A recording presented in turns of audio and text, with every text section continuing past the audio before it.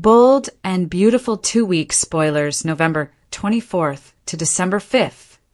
Deacon's revolted rage and Katie's brutal humiliation. Bold and the beautiful 2-week spoilers for November 24th through December 5th expose Deacon Sharp, Sean Cannon, is disgusted and Katie Logan, Heather Tom, is insulted. Bear in mind, we have a short week of episodes this week, just 3, but then we'll have a full set of 5 episodes the following week. Bold and beautiful 2-week spoilers. Luna's death shakes things up. On Monday, November 24th, we've got everybody reeling as news of Luna Nozoa, Lisa Yamada's death travels around to all of the Forresters and all the other coworkers, family and friends. Pretty much a lot of people are ready to hire a DJ so they can just dance on her grave. I am curious if Sheila Carter, Kimberlyn Brown, is going to try and host a memorial at Il Giardino and infuriate her hubby Deacon. Katie can't believe what she's hearing at Forrester Creations on Monday.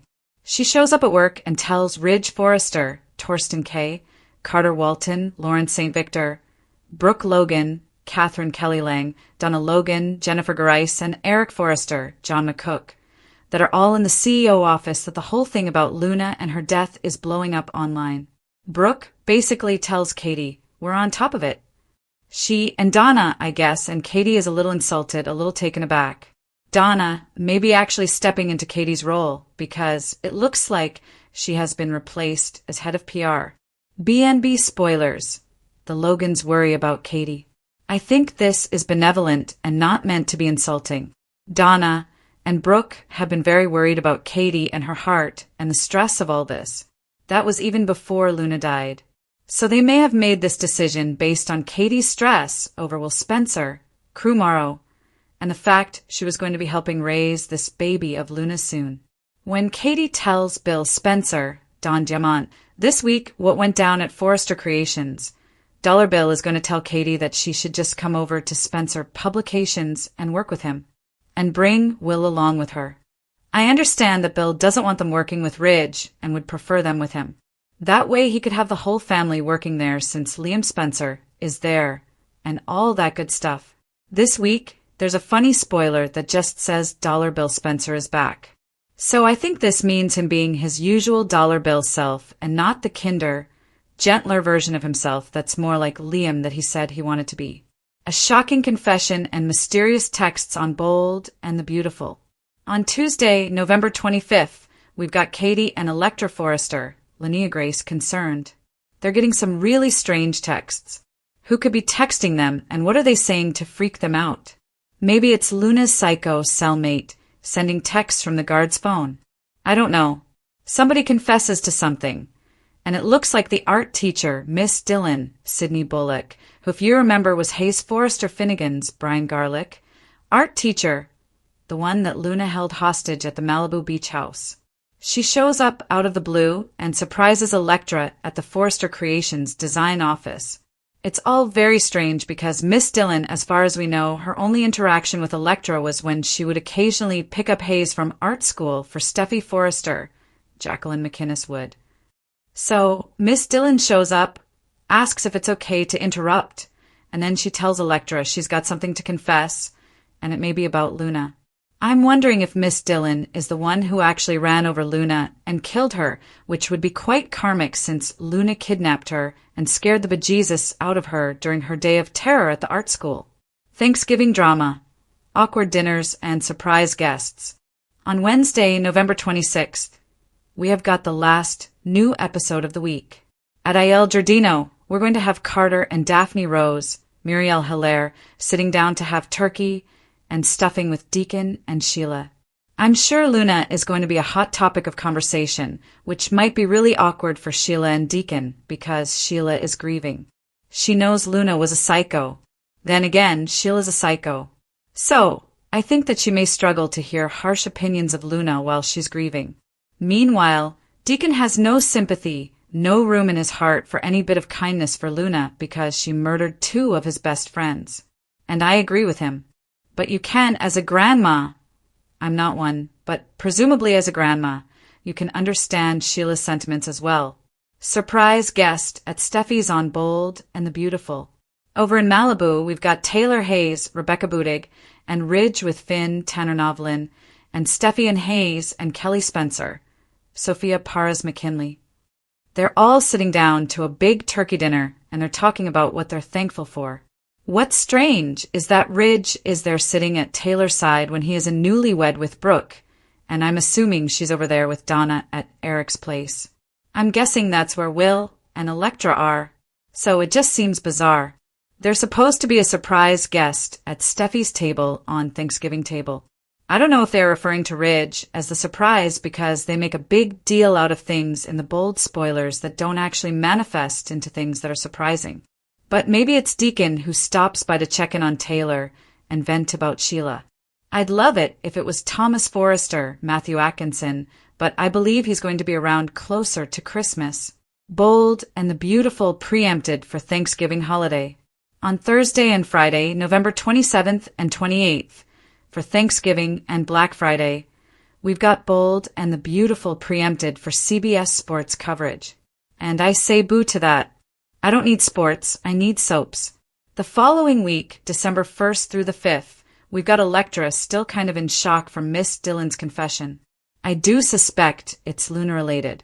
And I wonder if Electra will immediately take that confession to Will, to Katie, to anybody else relevant, or if she will keep it a secret. Katie has a decision to make. Is she going to leave Forrester Creations and head over to Spencer Publications to be with her recently reunited Honeybill? I do wonder if she may resent that Brooke and Donna, in conjunction with Eric, presumably, made some kind of decision for her. And were Ridge and Steffi all in on this as COSOS? I'm sure Katie's going to have some questions. Hope and Liam Holiday, wedding ahead on Bold and the Beautiful? Liam and Hope Logan, Annika Noel, are soon going to amp up their wedding planning. I'm expecting a holiday wedding. We are on the countdown to Thomas's return, and I wonder if it's going to be a surprise or something that's planned ahead. Deacon is increasingly leaning on Taylor. Obviously, Deacon is glad that Luna is pushing up daisies, but he's still in shock from everything. He's still drawn to Taylor. Has never been short on chaos. But this week on The Bold and the Beautiful, the emotional explosion brewing across the Forrester, Logan, and Spencer circles reaches an all-time high. Betrayal, disgust, and humiliation collide as startling truths rip through relationships. Some still fragile, some already shattered, and some hanging by a thread. And at the center of the firestorm, Deacon Sharp's breaking point and Katie Logan's public humiliation. Everything is about to change. Deacon gets the truth, and his reaction is nuclear. For weeks, whispers swirled around Deacon that something wasn't right. At first, he dismissed it. He was finally building what he always wanted: respect, legitimacy, and a place in the community instead of its shadows. But that peace shatters when he learns the full truth about the manipulations, schemes, and lies that have been spun behind his back, especially involving Sheila's secret interactions and the fallout affecting the people Deacon is trying to reconnect with. At first, he's quiet. Too quiet. Brooke, amazed, even says, "Deacon, you're taking this well." But the silence isn't acceptance. It's pressure. It's the fuse. And when it blows, everyone in the room feels it. Deacon slams his fist against the table and erupts. "I risked everything for someone who played me like a fool. I defended her. I pushed away people who trusted me, and for what?" His face is flushed with insult, betrayal, and boiling rage, not the kind that's loud for show, but gut-deep personal, the kind that rewrites a man. For a moment, nobody speaks. Not even Ridge. Shockingly, for the first time in a long time, Ridge agrees with Deacon. He actually mutters, "Now you finally get it." But instead of calming him, that comment only ignites the wildfire. Deacon whirls around and snarls, "Don't act like you're some saint. You don't get to enjoy this." Ridge steps closer. The room tenses, but this isn't a fist fight. It's a reckoning. And Deacon, finally, has found his voice. Katie Logan walks into disaster. Meanwhile, Katie Logan believes she's walking into a private conversation. Instead, she walks into a trap she never expected.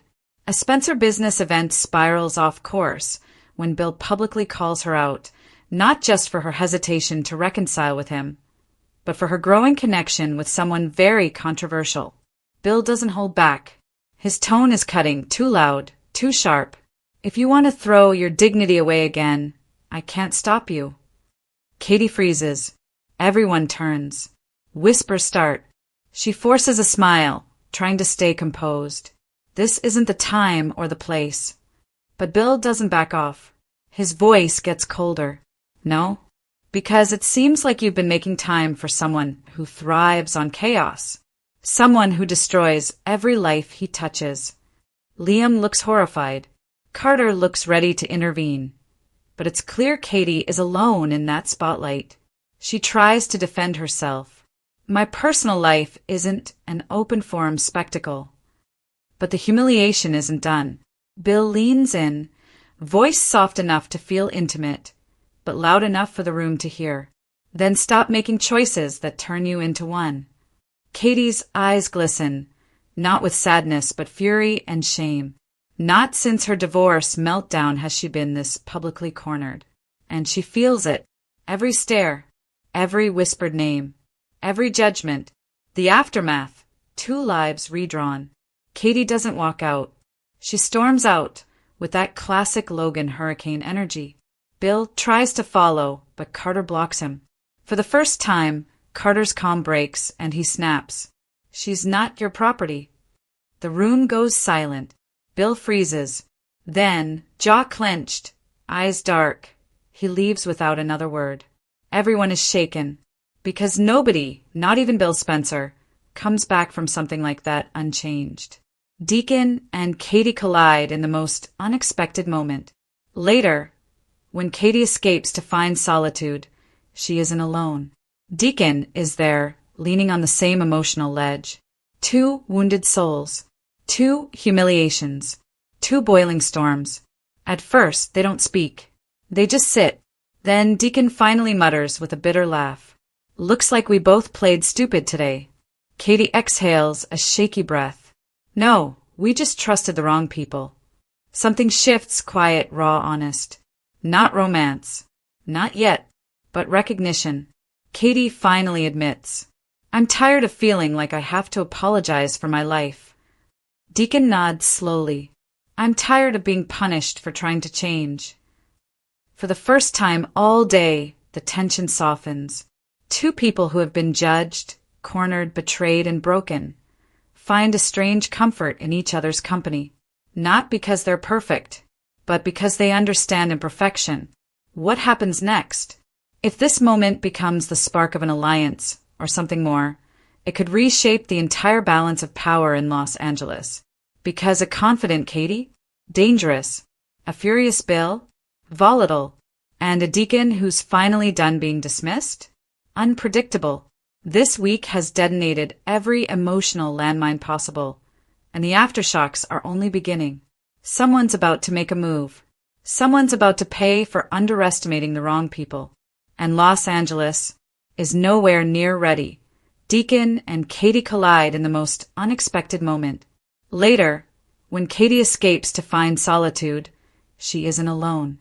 Deacon is there, leaning on the same emotional ledge. 2 wounded souls. 2 humiliations. 2 boiling storms. At first, they don't speak. They just sit. Then Deacon finally mutters with a bitter laugh. Looks like we both played stupid today. Katie exhales a shaky breath. No, we just trusted the wrong people. Something shifts, quiet, raw, honest. Not romance. Not yet, but recognition. Katie finally admits. I'm tired of feeling like I have to apologize for my life. Deacon nods slowly. I'm tired of being punished for trying to change. For the first time all day, the tension softens. 2 people who have been judged, cornered, betrayed, and broken find a strange comfort in each other's company. Not because they're perfect, but because they understand imperfection. What happens next? If this moment becomes the spark of an alliance, or something more, it could reshape the entire balance of power in Los Angeles. Because a confident Katie, dangerous, a furious Bill, volatile, And a Deacon who's finally done being dismissed? Unpredictable. This week has detonated every emotional landmine possible. And the aftershocks are only beginning. Someone's about to make a move. Someone's about to pay for underestimating the wrong people. And Los Angeles is nowhere near Angeles ready. City lights did nothing to soften the pulse of grief and chaos rippling through the Forrester and Spencer families. Luna Nozawa's tragic death wasn't just a storyline twist. It was a grenade detonating at the heart of multiple relationships, exposing secrets, igniting fury, and forcing characters to confront truths they never expected to face. Luna's loss wasn't just shocking. It was personal. It was brutal. And it changed everything.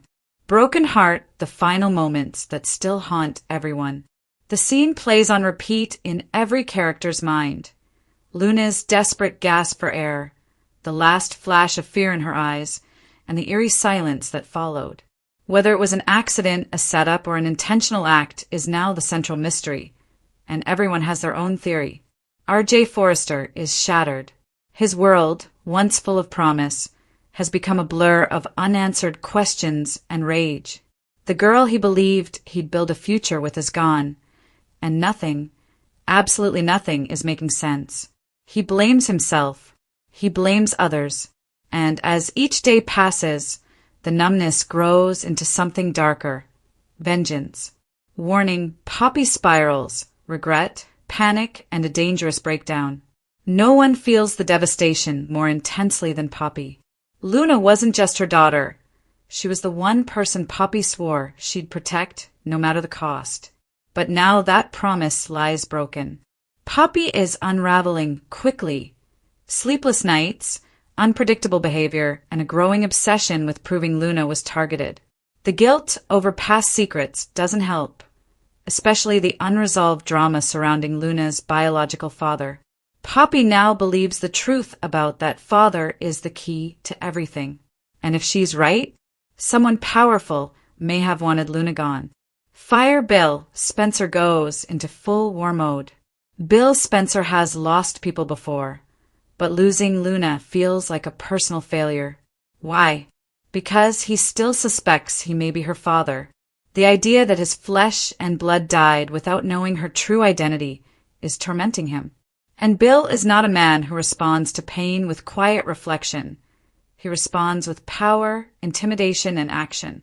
He's already threatening police, calling private investigators, and promising that whoever is responsible will beg for mercy and never get it. Steffi and Ridge are already worried that Bill's response will escalate tensions at Forrester Creations, especially as he starts digging where others want the past buried. Collision RJ versus Zend. Grief turns to violence. Before Luna's death, their rivalry was already toxic. Now, it's explosive.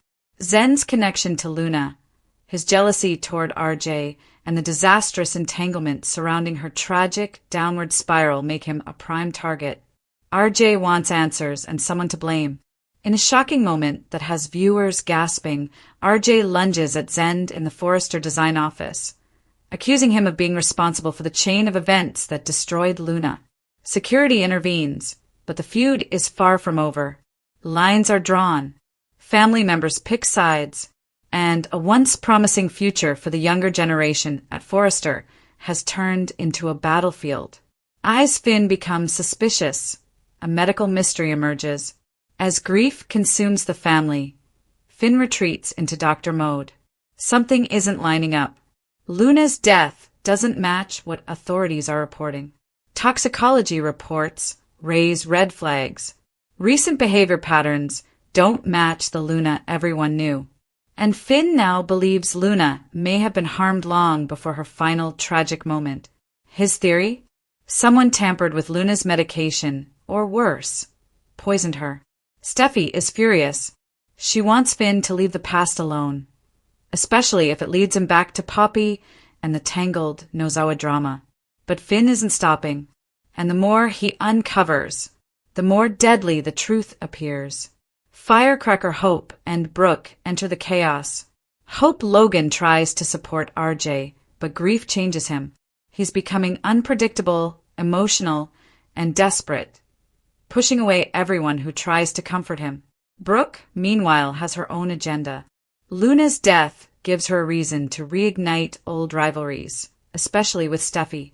Brooke is convinced Steffi and the Forresters didn't do enough to protect Luna, and soon the Logan Forrester war is back, louder and sharper than ever. Steffi won't tolerate being blamed, and Brooke never backs down. Their next showdown? Guaranteed volcanic. Detective, a shocking lead, and a new villain in the shadows. Just when everyone assumes Luna's death is simply a tragedy, everything shifts. A deleted voicemail is recovered. A mysterious name appears. Someone Luna feared, someone she tried to warn RJ about, moments before her death. But the message was cut off before she finished. Now, there's a chilling possibility. Luna wasn't just in the wrong place at the wrong time. She was silenced. On purpose. High Voltage, a funeral full of tension and a stunning twist. The day of Luna's funeral arrives and emotions are raw. RJ collapses at the casket. Poppy can barely stand. Bill clenches his fists the entire ceremony, watching every person as if trying to identify a murderer. And just when everything reaches its breaking point, a stranger appears at the back of the room. Tall, still, expression unreadable. Poppy sees him and gasps. Bill goes pale. Finn stiffens. RJ turns around, confused. The room falls silent. Only one sentence leaves Poppy's trembling lips. "You're not supposed to be here." The stranger's response? Calm, cold, deadly. "We need to talk about Luna." Police Scarlight, this isn't the end, it's the beginning. Luna's death wasn't just a finale. It was the opening move of a much darker storyline. Secrets are coming. DNA results are coming. Revenge arcs are inevitable. Relationships will fracture. Alliances will shift. Old enemies will return. And the truth, whatever it is, will destroy lives. Because Luna Nozowa may be gone, but the chaos she leaves behind is only just beginning.